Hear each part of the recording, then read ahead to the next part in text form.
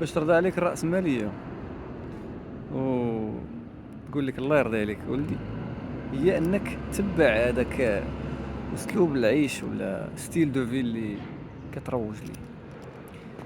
أسلوب عيش ديال يكون عندك دار، طوموبيل، تعيش في واحد المدينة كبيرة، جلست انت سيدي في شي ريستو كبير وتاكل، تمشي للخدمة لابس كرافاطة.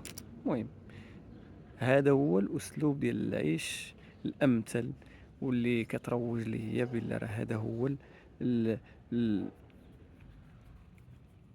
المثال ديال الإنسان الناجح، وديال الإنسان اللي وصل له الإنسان السعيد، داك الإنسان الزوين. ولكن الأغلبية كيوصلوا لهاد النتائج، الأغلبية كيحققوهم بعد عناء طويل طبعا، وكيوصلوا ليهم حقاش هما في الرأسمالية كتقول لك خاصك تقاتل على الأهداف ديالك وخاصك توصل وخاصك فهمتي.